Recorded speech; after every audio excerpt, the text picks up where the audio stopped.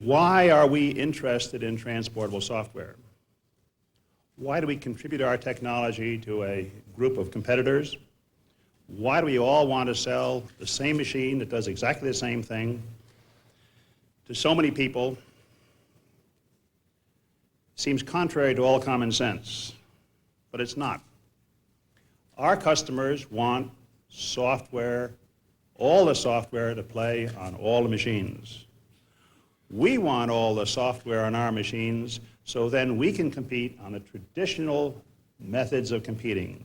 Who has the best price, who has the best product, who has the best service, and who can tie it all together in the best systems.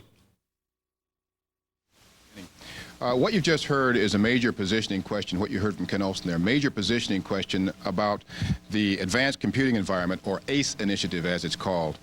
The joint announcement from Digital and 20 other major companies took place on April 9th in New York City. That is our topic for today's program, the ACE Initiative. I'm Buzz Lucktrow for the Digital Video Network. Exactly what is the ACE Initiative? How will it benefit our customers? Why is it important for you to understand it? And most importantly, what are the implications of this announcement for Digital's future and for yours? Joining us to provide the answers to these questions and more are these senior executives from sales and engineering. To my immediate right is Roseanne Giordano, Vice President, Account Sales. Then we have Dom LaCava, Vice President, Group Manager, Unix-based Software and Systems. Next, we would have had Don Zareski, but I have to inform you, unfortunately, that Don was taken ill this morning. Nothing terribly serious, but he can't be with us today. So his place is being filled by 4 shoes, 2 pair, in fact. Rich Nortz on the right is Vice President, U.S. Customer Services, and further down, Bob Nealon, Manager, U.S. Operations. And thank you both for joining us at the last minute. On the far end over here, we have Dan Ross, who is Director, U.S. Work Systems Sales. Now, they all have either very important messages for you today or very important roles to play in this telecast. Then later in the program, they're going to respond to your comments and questions. So please take good notes, if you will, as we move through the program so that you'll be ready to challenge these folks when we get to the appropriate time. You might want to jot down the telephone number, by the way. It is DTN 249-4800. That's the DTN number. If you're calling from the outside or if you don't have a DTN, you'll have to dial area code 617-276-4800. But before we hear from our panel, we have a few more very brief but important highlights from the ACE announcement. Please listen carefully. To address these needs, we're announcing the Advanced Computing Environment, or ACE, a standards-based framework backed by a unique group of key industry leaders. This new environment encompasses all the elements necessary to provide the powerful solutions to mission-critical business needs that our customers have been seeking. This standards-based framework we have developed sets the foundation for an open and dynamic computer systems industry. Just as standardization and broad industry support at both the hardware and software levels advanced the choices available in the PC industry and then led to the explosive growth of that market in the 80s, we believe that the ACE environment establishes the foundation for advanced network computing systems to become the predominant solution for customers' mission-critical business applications in the 90s. This kind of flexibility translates into a system where the size of software investment is unprecedented. In fact, I like to call the PC environment the most open platform of all time because of this flexibility. Well, now in the 90s, we're faced with a new challenge, and that is to take what was good about the PC, its openness, its flexibility, the breadth of software, and move that forward to provide more advanced hardware and more advanced software. We want to do that without giving up the work that we've done in the past. We want to move forward in an evolutionary way. That was Rod Canyon, CEO of Compaq, as you probably recognize, and Bill Gates, CEO of Microsoft. Now, Don Zareski was going to pick up this next section, but Rich Nortz has been kind enough to come and pick up his notes, very short notice, and to give us an overview of the general importance of the ACE Initiative to digital and to you. On April 9th, 19 of these leading companies announced their commitment to an advanced computing environment and a commitment to standards. It includes 2 powerful operating systems, OSF-based Unix and OS/2 version 3.0 from Microsoft. and 2 open computer hardware standards, MIPS RISC-based ARC standard on the R4000 and Intel's x86-based platforms. But when we get right down to it, what does this all mean? And I know the customers out there, or not customers, we've got CSOs, I think, joining us out there in our viewing audience. We've got a live studio audience here for your information out there who will help us later on challenge some of these statements. But what does this all mean to our customers, Richard? Well, what it really means to our customers, Buzz, is that they win. They get the access to the largest base of new and existing off-the-shelf applications. They can also run a wide range of computers from a significant number of manufacturers. It also allows PC users an easy transition to RISC platforms, and this allows them to protect their applications and their investments in applications today. Well, one of the things that I've been hearing, feedback from people that I've talked with and also reading, I think to some extent in the paper, is the notion that as you move toward a commoditized, is that the right word, market out there, what's in it for digital? Well, what's really in it for digital is, as Ken said earlier, it's an extension of our strategy. And more importantly, it's an endorsement of the direction that digital's been taking. This MIPS decision was very deliberate. We knew and we understood that it would carry us to the year 2000 and beyond. Digital is the only vendor today that has products that will work on the new R4000. If applications are developed on our R3000 today, those applications will carry forward and be able to be used on the R4000s of tomorrow. And finally, and most importantly, it's important for us to remember that we've had a very difficult time competing in this marketplace. This initiative endorses our direction. We've got a videotape here, another highlight, I think, from the ACE Initiative announcement, and we'll be right back. Truly understand the value of what we're announcing today, it's probably also important to put it into some form of historical context. And since the 1960s, it's my opinion that there really have only been 3 computer architectures which became industry standards and created the $200 billion industry we're in today. The IBM 360/370 really created the concept of the scalable general purpose computer, which also offered a standardized operating system, OS 360, throughout the family.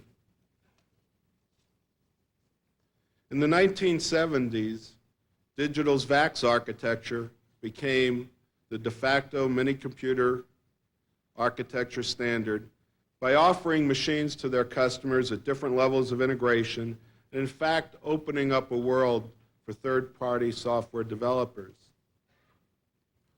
Finally, the x86 PC brought a standard architecture to the desktop and created multi-vendor competition for both hardware and software, while also introducing a new concept called an independent system software supplier, Microsoft, who would assure equal access to all vendors. Each of these architectures expanded the potential of computing and in business opportunities for those companies who could flourish under the umbrella of a new standard. Now we are poised to enter another significant era. The new era of computing, which will be based on the lessons of the past, the circumstances of the present, and the technologies which we believe will meet the needs of the future. ACE has as its objective to continue the evolution and the precedents that have been established by the 3 previous architectures. It will utilize RISC technology to make practical a standard, scalable platform which we believe will become the 4th major architectural standard in the industry. From laptops to data center machines, a specification for hardware platforms which will assure binary compatibility. Okay, again, that was Robert Miller, CEO for MIPS. We've dealt pretty much up until this time with a kind of an overview of ACE. Now, let's get to the story behind the formation of ACE and some of the specifics about how exactly it's going to work, and that'll come from Dom LaCava. Dom? Thank you, Buzz. Good afternoon, and Good morning to some of you. Let me take the opportunity to go through what the announcement was about, what's behind the announcement, and how important we believe it is for digital. The announcement, of course, was on April 9th. It was jointly done for New York City and in Brussels. I have to tell you, we were at the announcement. It was standing room only. People were out into the hallways. When you have a stage that has Ken Olsen, Bill Gates, Doug Michaels, and Bob Miller, as well as Rod Canyon, representing PCs to desktop to data center, as well as Microsoft in terms of DOS and OS2, and SCO, that's quite a panel for up on the stage. And of course, the other 16 other vendors sitting in the front row. I think Bill Gates said it very, very well as part of his speech. He believes, as we believe, this is the beginning of a computer industry revolution. That's what was announced. Now let's move on. What was announced? Again, as Rich mentioned, 2 major operating systems. Microsoft announced OS2 version 3, which in fact is built on the new technology foundation. You may have heard that code named NT. You will continue to hear the words NT, but it is OS2 version 3. And also announced was a new operating system, Open Desktop, from SCO, Santa Cruz Operations. And finally, and very importantly, the ARC system, which is the Advanced Risk Computing Architecture or Specification. Let's move on. Who was there? This list is extremely formidable. I would like to have you take a minute as we go through the next 3 or 4 slides, slowly take a look, and you will see that from Japan to the United States to Europe, we have all the major vendors, there's major players from the desktop to the data center. If I were to put this into perspective around Sun and the Spark, I might ask you, since Spark believes, or Sun believes that Spark is a standard, who do you believe is the number 2 vendor cloning Spark? Many people think, well, it might be Solborn, it might be Toshiba. But they have trouble with the second one. They have trouble when you ask for the third. By the time you get to the 4th or 5th, they're names you can hardly remember. Why? Because they are clones, in fact, and there are a number of them. But in fact, they aren't the kinds of names that will pull the industry. If you look at these names, you will see, beside Digital and Microsoft and SCO, you will in fact have seen Sony and Sumitomo and Tandem, Wang, Siemens, European names. Olivetti was there. Can we move on? I think you can see, again, desktop, Olivetti, Prime, Pyramid, Silicon Graphics, Control Data, Production Systems with Bull and Zenith, Kubota Computer Company, NEC, Nippon Steel. These are, in fact, major players in the industry. And I think the press, the consultants, were extremely impressed by the people that were there and the companies that were endorsing this initiative.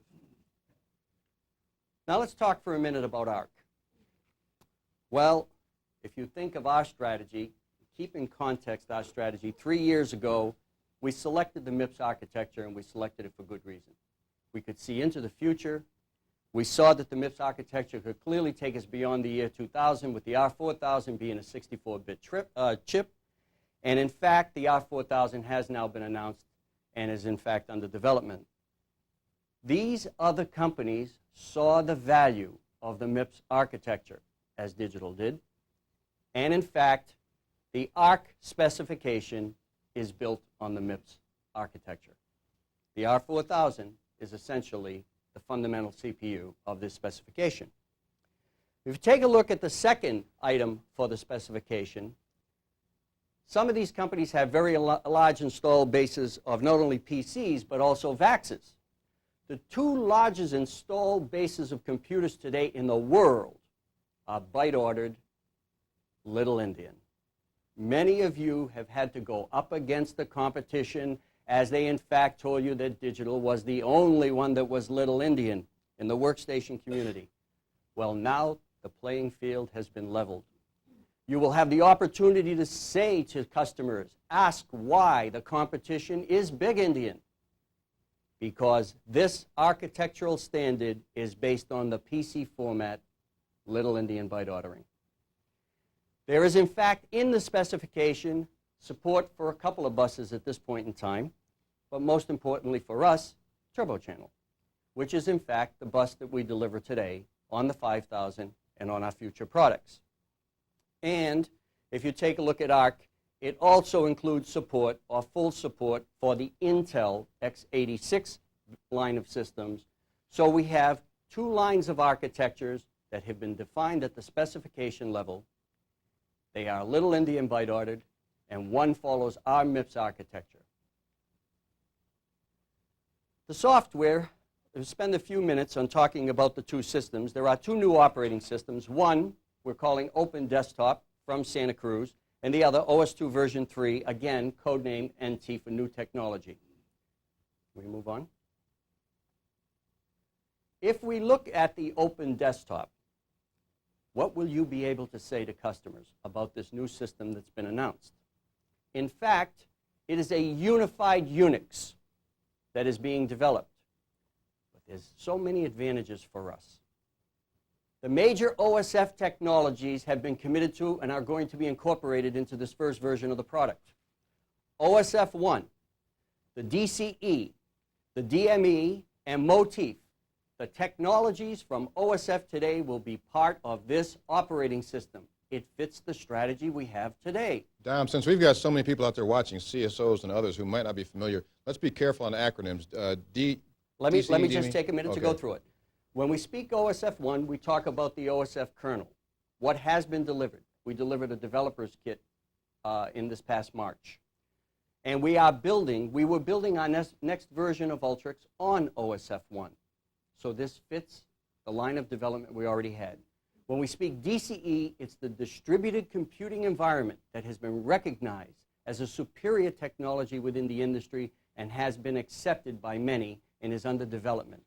When we talk DME, we're talking about a request for technology from OSF for a distributed management environment and how you would manage a network. And in fact, that has been committed to. As that moves along, that will be built into the product. And of course, the de facto standard and the user interface Motif, which has done so well, will be, in fact, the user interface on this product. Ultrix compatible. Digital is building Ultrix binary compatibility into this product. What does this mean to you? What does it mean to our customers? You can write to Ultrix today. Your applications from today will run unchanged tomorrow. So the strategy is already in place. Xenix SCO ODT compatibility. We will be able to take the applications as SCO moves the Xenix ODT on the x86 and puts those bits into this Open Desktop product so we have source compatibility. All of those applications that are available on the x86 SCO products today will be able to be recompiled and run on this new Open Desktop. We immediately pick up another 3,000 or 4,000 applications there, along with the 2,000 applications that we already have in our RISC Ultrix. The product will be shrink-wrapped by Santa Cruz. And there will be other Unix technologies such as Sun's NFS, naturally, that will have to be incorporated to have this be a unified Unix product. And for those not familiar with software terminology, shrink-wrapped again means? Shrink-wrap means you'll actually receive that box and be able to take the cellophane off of it, take the floppies out, and put them in, and it runs. Plug it comes in. Up and run. That's right. And we expect to see bubble pack applications that go along with it. Now, when Bill Gates announced the new OS2 version 3, it was a major breakthrough for DOS and OS2 users. You've heard all of the major rumors about the situations between OS2, between OS2 EE that come from IBM, the extended edition, and I think Bill did an excellent job of clarifying the fact that they have come out with a superior, or will be coming out, it's under development, with a superior development system, a 32-bit operating system that in fact will support all of today's PC applications, all of the DOS and OS2 applications. It is 32-bit Windows and will be POSIX compliant. It'll run on the Intel x86, and more importantly, Bill Gates announced at the same time that the product comes out, it will run on the MIPS architecture, on the ARC products. So in fact, if you were to think about it, at the time the ARC products become available, there could be as many as 40,000 applications available to our customer base. What does it mean for customers and ISVs? I see it very simply. We have such a tremendous story with VAX, binary compatibility from the desktop to the data center. Now we're talking binary compatibility from what I believe will be the laptop to the data center on the RISC line. Binary compatibility for the Intel line. 40,000 applications available. If you were an ISV, you would be able to do one port to this specification and put on the side of your box the names that you saw earlier on that screen. Digital, Sony, NEC, Compaq, Olivetti, Bull, superb industry names to be put one port to ARC. It's investment protection along with your choice, and as Ken said, clearly we will compete in an arena where reliability, cost, and of course service, which we do so well, will all play an important role. The 21 major vendors, in fact, have endorsed Digital's RISC Unix strategy. When you talk to customers and ISVs, it is our strategy for today. The MIPS architecture. It is Little Endian PC byte ordered. It is, in fact, going to have Ultrix compatibility on it, and it's going to go from desktop to data center. We're delivering that strategy now. OSF1 based with Ultrix, MIPS, Little Endian, Turbo Channel. If there's one slide you could keep in mind that you could sit down and discuss with customers and ISVs, it is the way we're architecting today. When will the products be available?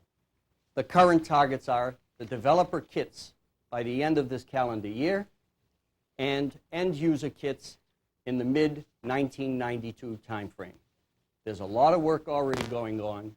I'm sure you understand that, in fact, OSF work, we have been doing a lot of kernel OSF work. We have been moving Ultrix binary compatibility to OSF as we continue our development cycle. So, in fact, the products we're working on today will be targets as we move through to this time frames. Key messages that I'd like to leave you with may sound a little bit redundant, but they are extremely important. What you're hearing and what ACE is a natural extension of Digital's RISC Unix strategy. And one thing to keep in mind, when you listen to some of these other companies who did not have a RISC strategy, this is revolutionary for them. To go from CISC to RISC is a revolution within their company. For us, it's an evolutionary, natural extension to our existing strategy. It's open to all. Anyone can join the initiative. We expect to see many, many other companies jumping on the bandwagon and joining this initiative. We already have a superb base to work from. It's based on industry standards. As we discussed, it is based on the OSF1 technologies, MOTIF, and DCE DME. It provides investment protection because our customers can, in fact, buy our products today and know that the applications they write today will run tomorrow. Digital has the products today. We can deliver this strategy today and give our customers the confidence that they can buy today and be safe for tomorrow. For our developers as well as customers, DEC is the logical choice. Thank you. My definition of open is following standards that are set by a public organization where the members are taken from the public and all the results are immediately open to everybody. and all the work is done openly. That's my definition of open. You follow all of those and you follow open standards. The next definition of open is much simpler. You buy the product from many people. In those terms, the PC is open. You buy it anywhere. That's the second definition. The third definition is that there's a bus in there that anybody can plug in, any sort of thing he wants to plug in, and you fill magazines filled with ads for them all. Now, interesting thing is that what we're offering today does all of those things. Everybody makes the same thing. The standards are open based on open groups, and everything done here is open and available to everybody. Some of the reasons for this shift and for this market is that as users have grown more and more reliant on sophisticated computer technology, they've needed to protect their investments in such technology and to develop larger and more complex systems that take advantage of the emerging technologies. Sometimes that take advantage of technologies that don't even exist when they begin their development projects. They need to guarantee that the products and the applications that they build will provide interoperability, scalability, and portability to new and better platforms as time goes on. Okay, again, more highlights from the ACE announcement from Ken Olson, and that was Doug Michaels, Senior Vice President and co-founder of the Santa Cruz operations. But talking about open systems, I did a lot of reading for this program, as I always have to do, getting familiar with new concepts and whatnot. And one of the things that was very clear to me is that a lot of different people have different definitions of what open means. Now, we've had a lot of discussion so far about open systems. Now, Roseanne Giordano is going to take a little time to talk about digital's open systems strategy and how the ACE initiative is positioned within, because there's still questions and concerns about that. Roseanne? Thanks, Buzz, and you're doing a good job in keeping us explaining the alphabet soup, so keep it up. For those of us who don't understand. First, let's talk about why open systems are so important. Open systems are so important, basically the short answer is because that's what most of your customers want to buy. So the real question is, why do customers want open systems? Customers are demanding open systems, I believe, for three reasons. One, they want a choice. Second, they want accessibility to new technology. And third, they want application availability. Our customers are telling us that they want vendor independence. They want to be able to buy from multiple vendors and have portability of their applications, their data, and their user skills. With new technology, they know that they're always going to get lower cost and also going to get more functionality. So they want to be able to get that new technology and rapidly incorporate it into their current systems. ISVs, independent software vendors, they realize that when they're writing to open systems, they're going to have a great volume of sales. Therefore, the customers then want to make sure that they are able to have the breadth of application that comes when they write to open systems. In the environment today, the words are, as you know, interoperability and portability. Those words are much easier for a customer to deal with than the dreaded word conversion. Customers have defined the market and the environment that they want. The suppliers that are going to be successful will be ones that answer the customer needs and do it with ease and quality. So it's pretty clear why open systems are desirable. But what's less clear, as Buzz says, is what is an open system. Now, there are many definitions of open systems out in the marketplace. Some define it as standardized operating systems. Some define it as a standardized technology. Some think it's Unix, and of course, they're going to push their favorite flavor of Unix. What is digital's definition? Our definition is before you on the screen there. A vendor-neutral application environment compliant with international standards. Now let's pull that apart a little bit. Vendor-neutral. That means it cannot be based on any product defined by a single vendor. The software and technologies must be based on internationally recognized, publicly defined standards. Only then can customers build an application environment around these standard-based interfaces and be sure that it's going to run on a multiplicity of vendors' environments. Now contrast this to Sun's definition of open systems, not the one that you're seeing on your monitor there. Sun's definition depends on a specific chip, SPARC, and a particular operating system, Unix System 5. In my mind, the latter two are examples of vendor-controlled standardization. Now, open systems would be a lot easier to implement if customers had no investment in computing to contend with. But of course, that's not the real world. So that the new solutions that we provide them must provide investment protection by integrating with customers' installed environment. And their installed environments are, as you know, MVS, VMS, MS-DOS, and Unix, primarily. Standards such as TCP/IP and SQL allow for the interoperability that we need to provide. Standardized products like SPARC do not guarantee this interoperability. So that's an important point.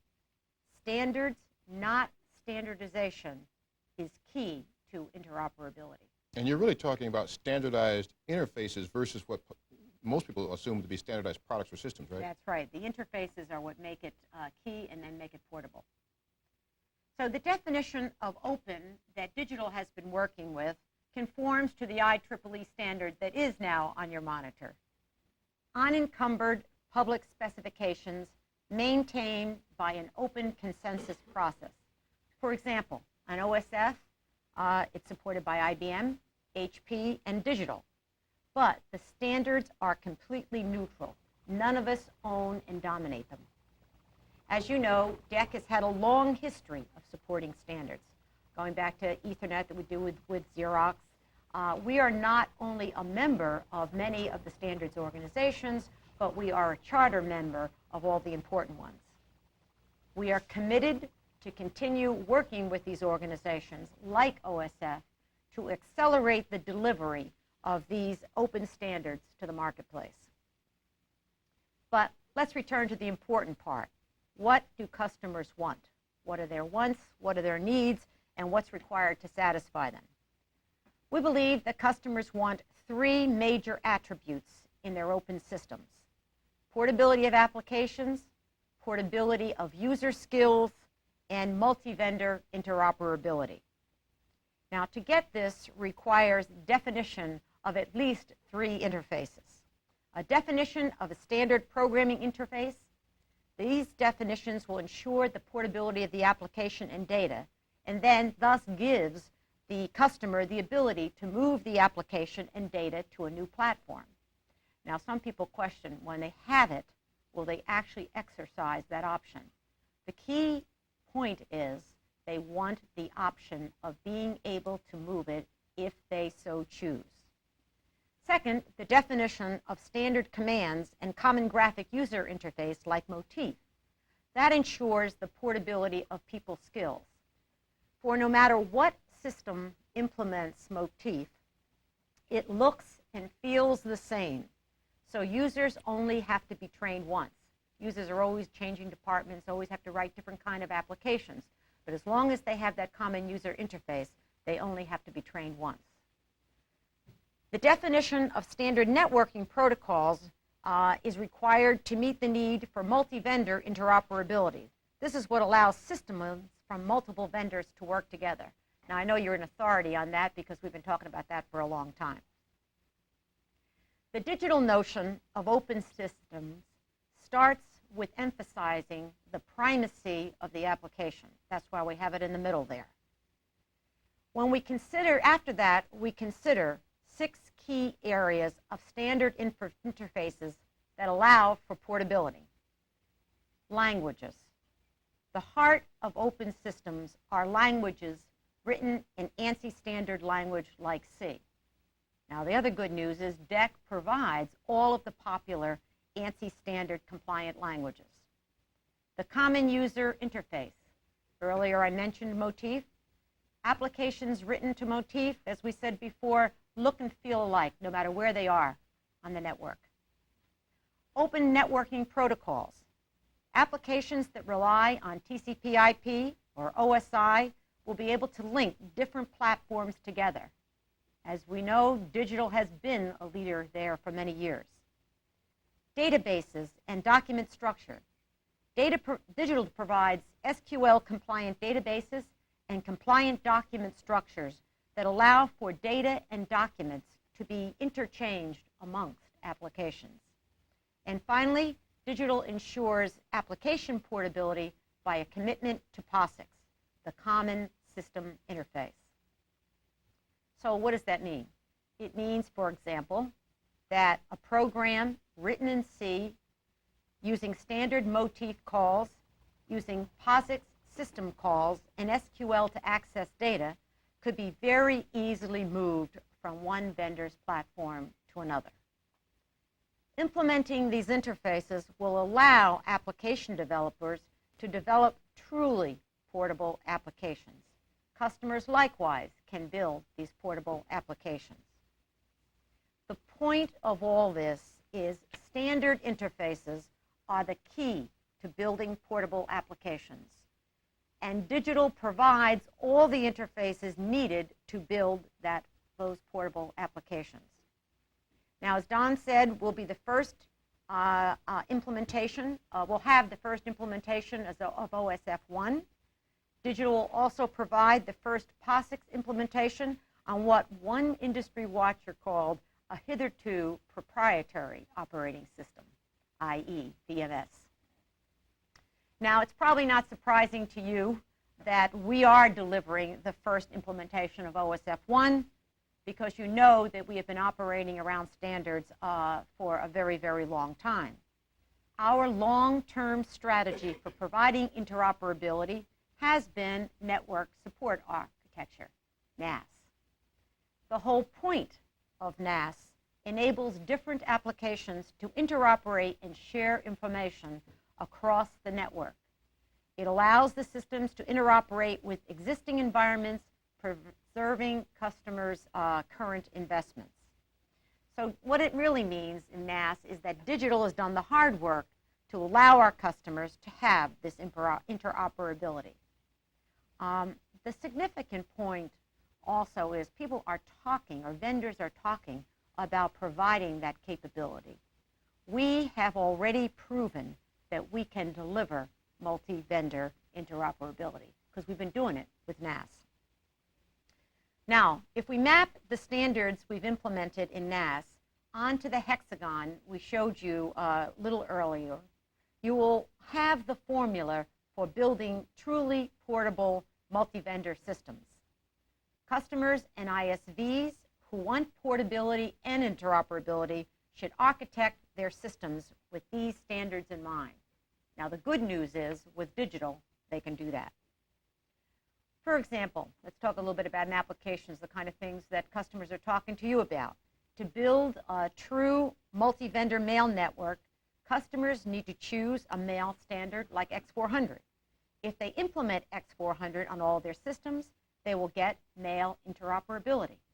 In EDI, for example, something that's very common today, which requires interoperability among separate companies, and when you're talking separate companies, there's always multi-vendors installed. Compliance to standards will make your customer's job much, much easier. An application environment built on such standards provide the flexibilities that customers need to incorporate the best pieces of the technology, the best solutions from whichever vendor provides them. Now let's talk about what some open systems are not. Some vendors would have you believe that Unix, or at least a version of Unix, constitutes an open system. While Unix does provide some portability, it is only a component of the overall application environment, and thus is not an open system. In fact, you can build a very closed system, even in Unix, unless you adhere to open standards. No operating system is in itself an open system. Incorporation of standard interfaces is the way for customers to build an open systems application environment. And you'll be glad to hear it's not just digital that's saying that. Industry groups are supporting the approach to open systems. You may have seen the quote in Fortune in January, which you can read right there on your monitor. Suddenly, digital's approach to open systems seems even more open than Sun's, and I'll let you read the rest. But that's in contrast that Sun's environment and ours. Standards-based environments like ours enable the customer to leverage the diverse strengths of many vendors. The customer has the ability to customize a solution to his or her competitive advantage. Digital is providing the standard interfaces that permit customers to build open systems environments to meet their needs. Ultrix is the most standard compliant Unix environment in the industry. We are first to deliver OSF1 systems, and really pretty good news here. According to David Torrey, who is the CIO of OSF, HP and IBM are 18 to 24 months away from doing this. VMS has a long history of providing standards. With VMS, we are also a first.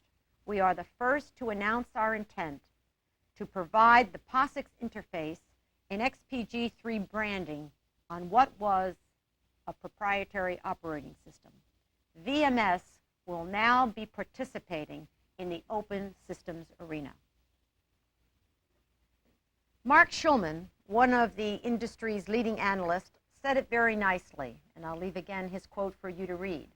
But I think what he was talking about in referring to digital's history is in the 70s, digital led the industry in networking.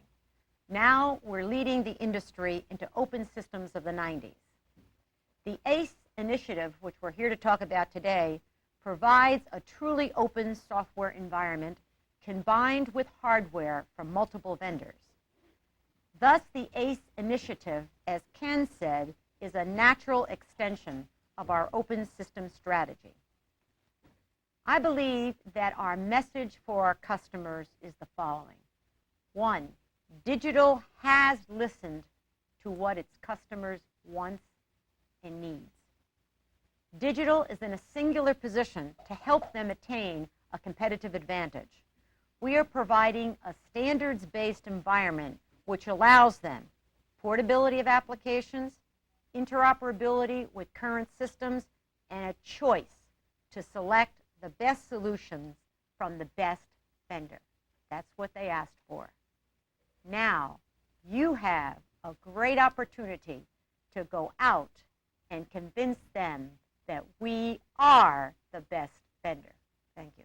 And thank you, Roseanne. You convinced me. By the way, I have a very unusual advantage, I think, over a lot of people in the company. I get to talk with all different kinds of people putting these programs together, and I know that there are still a lot of doubts out there. I see smiles here in the audience. I think we've got some tough questions coming from them. The point is that you've gotten a lot of information here about open systems, about standards, about ACE, and it could be a bit overwhelming to those of you who have tough focuses to begin with and don't have a chance to integrate all this information. So now we've got a very special treat for those of you who have to go out there and present this case to the real customers. Dan Ross, who I introduced earlier, he's director of U.S. Work System Sales, is here to help put all this into perspective, and he's going to use a special role-playing scenario. There will be some customers out there who might not believe, or who might doubt, I should say, that ACE is the place for them. So we want all of you, sales staffers and otherwise, to just try to imagine yourselves in Dan Ross's shoes as he presents this new opportunity, as we're calling it, to a customer with the keen mind and the challenging personality of, let's say, well, we were going to use Don Zareski, but you can imagine that we wanted somebody really tough and irascible. And if you were asked to come and step into Don Zareski's shoes here at the last minute, imagine how you'd feel. So Bob Nealon is going to play that role, and we think he's properly prepped. Dan Ross, he's all yours, and he's a top customer, I understand. Absolutely. Thank you very much, Buzz. I'd like to set the stage, actually, by telling you that, first of all, the customer will represent, Bob will represent the CEO of a Fortune 500 customer company. Have a mixed computing environment, IBM, Sun, Hewlett-Packard Tech, which is typical for the customers you're going to call on. Secondly, make the point, for the purposes of this exchange, this video, we are using some overheads. You may find yourself to be much more comfortable exchanging with the CEO, obviously, without the overheads and having a one-on-one. Third point I'll make is I did give this presentation about a half a dozen times to some live customers in New York last week. It works. Now let's see if it works on Bob. Bob, thank you so much for taking the 10 or 15 minutes to have us describe to you the impact, my mic isn't working either, to describe the impact of this announcement on your company. Specifically, I'd like to go through 5 items in the next 10 or 15 minutes. First, why should you listen to me at all? Why is this different from other announcements? Secondly, what is the ACE initiative? Thirdly, what value does this initiative have to your company? Fourth, how can you take advantage of the strength of this initiative today in your company? And finally, I'd be remiss if I didn't position why digital has the best set of tools, services, and experience to help you take advantage of this initiative. Well, Dan, I've only given you 15 minutes today because from what we've read in the paper, this is really not a very big deal. So let's see what you have to say. Okay, great. I think you'll find if you bear with me for 10 or 15 minutes, you'll be very excited about this. If not, you let me know. I certainly will. Great. Okay. First of all, this is a quote from a consultant. There's been about some 40 to 50 articles that have been written in the past week since the announcement. And this is a quote from one of the consultants who states that ACE redefines a fundamental structure of the data processing industry. It's a comprehensive initiative, broadly supported based on standards for open environments and advanced computing in the 90s. Let's take just 1 minute to break this apart. First of all, it's fundamental. Historically, computer companies have focused on their own proprietary niche, their specific offering. This now says the industry must come together, providing a kernel, a base level of technology for you to take advantage of. Secondly, it's comprehensive. There are now 21 companies in this initiative. 2 weeks ago, there was only 18. It is a momentum in growing quickly. That represents over $50 billion worth of data processing capabilities. And finally, a very key here, is based on standards. Anyone can join this consortium as long as they accept the base standards that, frankly, customers have driven as part of this initiative. Now, you say it's broadly supported, but from what I've read, many of the big players in the industry haven't adopted this yet. What's going to happen with that? Good point. IBM, Sun, Hewlett-Packard are the obvious ones that haven't joined on yet. And actually Apple also, although I believe we're in close negotiations with Apple right now. Fundamentally, think of yourself in their position. They have predominant market share currently, and they have a focus on a proprietary architecture. Opening up to the rest of the industry does not benefit them in terms of protecting that market share. So they're holding off. What we're saying is the benefit to you is to have an open set of standards you can take advantage of. So they've been holding back. Can other companies join this in the future? Absolutely. Absolutely, and in fact they have been. As I mentioned, just 2 weeks ago there was only 18 companies, and now there are 21. This is a list of the corporations, the 21 corporations. Key here, it's worldwide. Your company is worldwide. This is a worldwide alliance. It represents over $50 billion worth of data processing. And also, if you look at the names, these are major players in the marketplace. Compaq, Digital Equipment, Bull, NEC, Sony, the names that you'd want to have in terms of quality supporting this kind of initiative. Now, one of the things I get asked all the time is, frankly, what part did people play in the initiative? What's therefore their value to the initiative and their interest? Digital Equipment Corporation's contribution was fundamentally contributing to the standards that were embraced by the initiative. This is something that's been consistent with digital's past. If you think about it, this is in line with the way we've approached the marketplace. Ethernet, we contributed with Xerox actually designing the standard for networking. If you look at OSF, we were one of the founding fathers, if you will, in Santa Clara. And if you also look at now the work we're doing with POSIX, we'll be coming out a year ahead of other folks with our POSIX offering as a standard. So this is right in line with historically where we've been. Compaq clearly has a distribution network in this space. Compaq has a wonderful chain of opportunities to move product. Microsoft is obviously the market leader in terms of the software supplier for MS-DOS for the PC world, and their new operating system is NT, you've heard about, new technology. MIPS is the architecture of choice in terms of the CPU. This is done for a reason, and this is actually, I'll digress for one moment if I may. MIPS was chosen specifically by Compaq, who had signed with Sun in November and canceled that, who had looked at the Hewlett-Packard offering in terms of their architecture, but specifically, Compaq wanted to have an architecture that would carry them through the year 2000. And the 64-bit nature of MIPS, the technology will enable the types of things like imaging, multimedia, that no other architecture offers. Finally, Santa Cruz operation is providing the Unix operating system for this consortium, for this alliance. Now, there's an interesting point here, too. It turns out that Digital Equipment Corporation is indeed writing the kernel for the Santa Cruz operation of OSF. So again, we are directly involved in the standards being affected. Does that mean you'll be selling their product in the future? Absolutely. We'll be selling the ODT operating system, along with NT also. We'll be running on our products for complete flexibility. Now, this picture actually depicts for us why people are joining the consortium. If you go quickly here from the Intel-based systems at the bottom and follow the left-hand side of the screen, you'll see that you're moving PCs trying to take advantage of the 3 to 10 times increased power of RISC architecture, moving into MIPS-based systems. The MIPS companies, or RISC-based systems, are actually moving from the advantage of the power into the application availability of some 40 or 50,000 shrink-wrapped applications. The beauty of all this is right in the middle, the data compatibility and interoperability between the PCs that you have on the desk right now and the RISC-based systems that you have on the desk. A very, very powerful message. I hear what you're saying, Dan, but we're a big company. My people tell me that there are serious data compatibility issues. Who's going to help us solve that? Terrific question. And the answer is us. We're available both with experience, with tools, with resources to help you integrate. The business for us right now in integrating the desktop and to the production center is over $1 billion for digital, amongst 40,000 service engineers worldwide. And that kind of experience is what you want to count on to help you through this process. But I want to make one point. We have just made simpler for your own people, if they choose to do it, the data compatibility and accessibility of information across the desktop. So we've made a major step for you internally, and also certainly will provide you with the expertise to help you with the rest of the integration, should you choose, with NAS services and the like. Now, this particular offering is a message, is really quite interesting, because a lot of the talk in the press has been this is a desktop announcement. The fact is, it's much more than that. Included in the companies that are participating in this program are companies that will provide a laptop, a notebook-type computer. There are also companies that will provide production systems. So that now, as your company reflects, you mentioned you have desktop issues. You also have issues vertically up through the production shop in your company. And we'll provide you with a base set of standards that everybody adheres to from the desktop all the way through the production center. You know, Dan, the reason you got in here is because we have such a big investment in VAX and VMS already. I don't even see that on this slide. I'm glad you brought that up. Excellent point.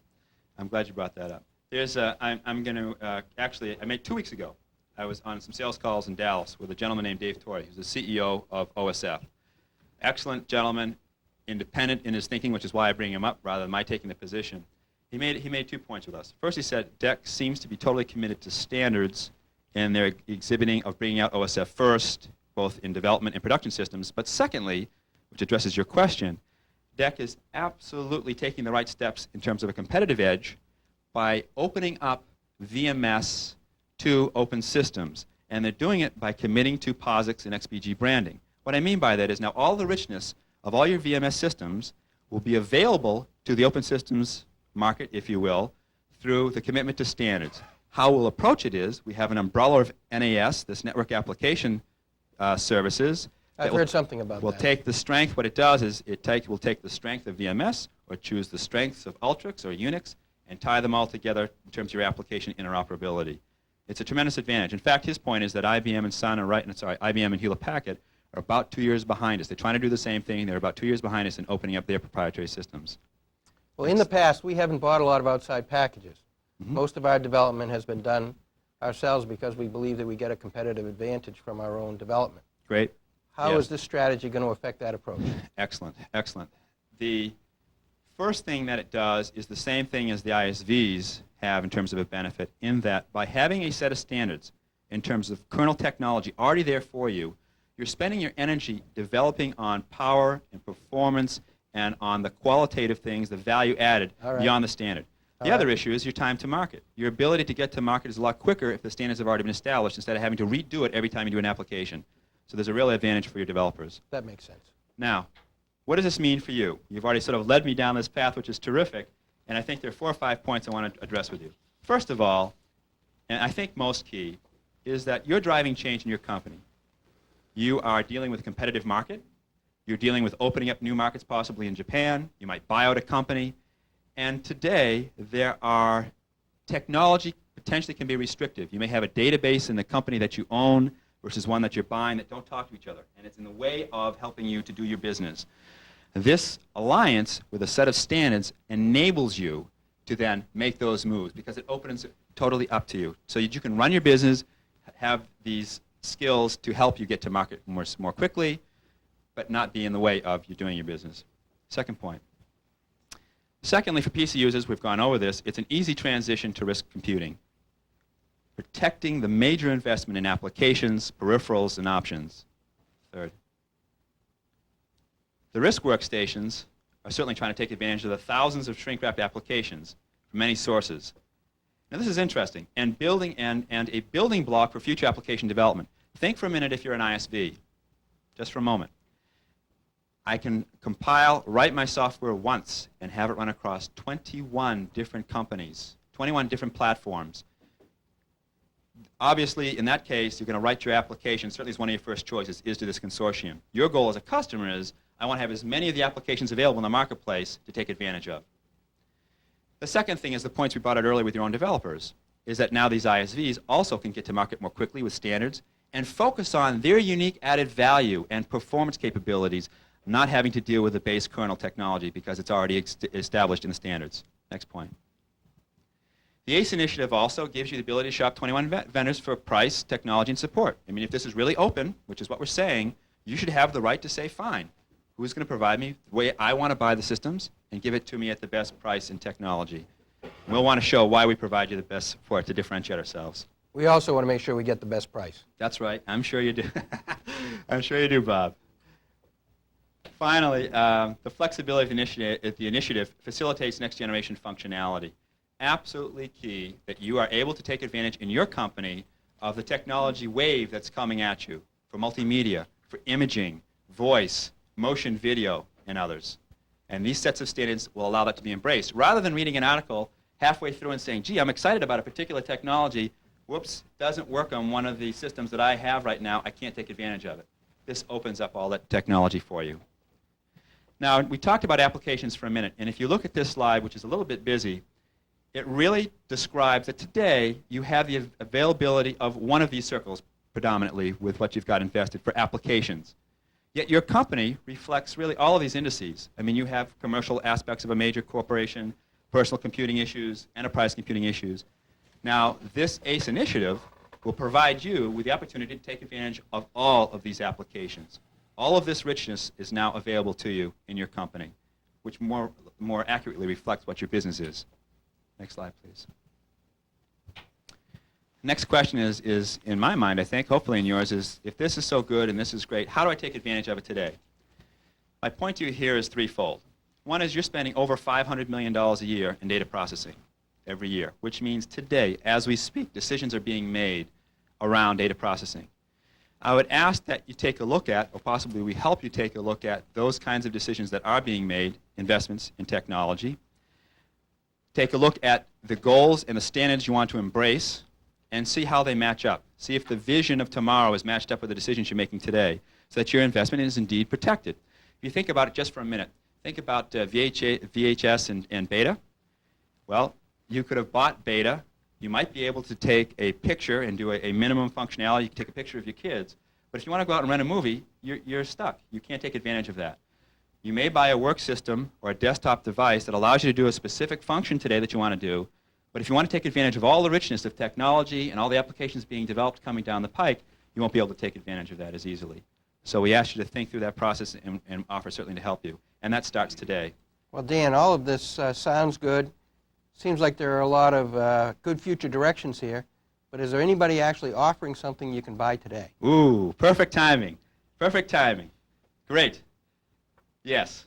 It turns out that, I mean, I'd be remiss if I didn't stand here trying to ask you or offer to you why digital That was a should help you. $20 question. That was Dan. a great one. That was a $100 question. And the first thing on the map is that we are the only vendor today shipping all products that are compatible with all the standards, whether it be the operating system in OSF, the CPU, which is MIPS, the I/O buses, which is Turbo Channel, which we developed and are offering to everybody else, or the byte ordering, which is absolutely compatible with your PCs, which we talked about. We have it today. You can invest today in digital and protect that investment into the future. Now, interesting enough about this, because we are the only one today that has this, other members of the Alliance are talking to digital about OEMing our products to take advantage of that fact. When will I hear more about that? Of other partners that have OEM'd our products? About getting what the products you have opportunity, available? getting the opportunity to buy products that comply with these standards Tremendous. from As a others. follow-up to this meeting, I'm going to ask you who we should be talking with to implement and take advantage of these standards. And then we'll go through that in detail in terms of how you take advantage of this with products and services. The second point that is a very different approach to the market, frankly, is the full-service approach. We support multi-vendor hardware. In the Northeast alone, where you're a part of, there's over 4,000 Sun systems being supported by digital equipment. In software services, we've made over $1 billion investment in Atlanta in a one-call service, whether it's our hardware or somebody else's, whether it's our system software or somebody else's, and right now they're up to about 30, I believe, applications, which will move up to about 100 applications, the most used applications. One phone call, get an answer, and again, in the true spirit of open systems, we're providing support not only for our equipment, but for other vendors' equipment. I didn't know that. Heterogeneous open systems integrated experience, we talked about that, over $1 billion worth of business for us a year, tremendous amount of experience to come to bear to help you with that interoperability and integration. And finally, and I think this one is especially unique in your company, is the need for comprehensive operations management tool. We are the only one today that has systems management, network management, and storage management in a product called Athena, backed up by an architecture called EMA, that allows you to provide management tools across the entire desktop. We're it. We're the only player in the market today. We believe the competition will have something in a year or so. Today, we're here and now with experience. Next. Now, finally, you have to buy something. You asked about what can I buy. I think key That isn't here what I is- meant, Dan. All right. Well, that's the way I'll interpret it. Tell me anyway. All right. That's how I'll interpret as a salesperson. There are 2 points I want to make here. We have price performance leadership in products today. We have the most comprehensive operations tool in the desktop industry today. Under $5,000, we have the highest performance workstation. Under $10,000, we have 2 of the highest performance workstations that you can take advantage of in your investments. So hopefully, if you look at what we've just said in terms of why digital, and if I could go to the next slide, we hope we've been able to accomplish for you in this 10 minutes or so how important this announcement is, how it affects your business, that's probably the most important thing, and what digital can do to help you today take advantage of these strengths. What I'd ask you, Bob, is, which we talked about earlier, is which vice president would you like me to talk with to start to implement this opportunity? Well, I've asked Ray Wood to take a hard look at what you have to offer and see how we can integrate it into the rest of our operations. So you can get in touch with him. Fantastic. Thanks so much for your time. Thank really you, Dan. appreciate it. Enjoyed it. Thank you. Okay, thank you, Dan. Bob, you were talking before the program. There's a point of clarification you think needs to be made here, right? I'd like to make one important point for everyone in the audience. We've chosen today to illustrate this role play on the basis of a large end user account. These messages apply equally to all other digital accounts, and the same messages apply for the salespeople of our reseller partners who are also in our audience today. And this information is made available to you in the sales packages, and it's very important that we carry this message to both current and future accounts of digital. Thank you. Thank you, Buzz. Okay, Bob, Dan, both, thank you very much. By the way, I think I left a dangling thought out there. I said something about having the privilege as host of these kinds of programs to talk to a broad range of people out there. The point I was trying to make is that sometimes I come across capabilities or technologies that we have that other people don't really know much about because you're so busy doing what you do. This is a great opportunity to pick the brains of these folks up here because I'm not so sure that they've convinced you out there or you in our studio audience yet that ACE is so great or the place for you. We're going to get to that in just a few moments, the question and answer segment. But before we do that, we have a brief statement from Vice President Bob Hughes, Vice President of U.S. Sales. He was unable to be with us today. I think he's in California, right, Roseanne? Yes. Yeah, California. But last Friday we spent a few moments with him, and here's his message. Well, thanks for the lengthy introduction. And in the vernacular of the day, welcome to the mother of all announcements, part 2. Now, many of us have been around for a whole series of exciting major announcements from digital over the past 20 years that have impacted the direction of the computing industry in a very positive fashion, like Ethernet, like the announcement for X-Window technology, the formation of OSF. Every effort involved partnerships, and in every case, digital's role was critical. Now, once again, we're on the leading edge of a major announcement, and you've heard about it and read about it. I think this one is important to us in a significant way, and I want to talk about that. It impacts everybody who sells digital products and services, and that includes specifically our partners, our CSOs. Now, in a minute or two, I'm going to talk about some actions that I think everybody has to take who sells for us, but for the moment, I'd like to address some of the benefits of this announcement to our CSOs. For you, it's not necessary to purchase any new hardware, new software, or invest in any training classes to take advantage of ACE, the Advanced Computing Environment. Since digital's Unix and RISC systems are already compatible with the advanced RISC computing standard of ACE that's been discussed, your current investments yield immediate dividends. And for those of you who write applications on digital's Unix and RISC platforms, you're immediately an ACE player. You're ahead of the pack, ahead of the curve. Our partners who resell our Unix and RISC and Intel x86 platforms from digital will find it easier to sell systems which support all the key international standards and provide the widest choice of applications. Now, these platforms can be sold today with the assurance that they will run the best open computing software of the 90s based upon ACE. The number of solutions that you can provide and deliver will increase geometrically. You'll see today's 2,000 plus Unix and RISC applications jump to over 7,000 as the SCO Unix portfolio is recompiled. Now, to assist our partners in the incorporation of these competitive advantages, Digital is already providing a series of tools for our partners, and we'll list them up here on the screen for you to take note of them.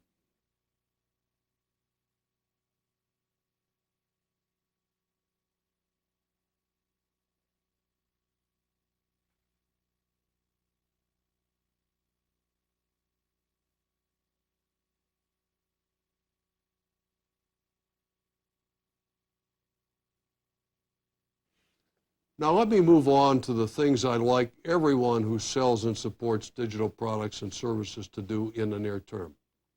First, revisit any non-digital decision made in the last 90 days. Let's particularly look at the decisions that went to Sun. ACE and digital now provide the best choice for vendor independence and investment protection in the 90s. So that's an action item for digital sales reps and our partner sales reps. Second, review any outstanding and in-process proposal and incorporate in those proposals the added value of ACE as it applies to hardware scalability, software portability, and applications availability. Third, look for new opportunities and write some unsolicited proposals. There are over 60 million PCs installed in the U.S. today. Get to the person responsible for those acquisitions or those strategies. ACE supports Intel x86 as well as MIPS architecture. Large numbers of applications will be executable on a wider selection of hardware platforms. Your market just expanded, and your challenge will be to keep up with this opportunity. And finally, let's call that reseller hotline for details. Every partner ought to be working with every digital account manager and jointly revisit your business plan. I've made it very clear to our people that I want them to incorporate our partners in every account plan.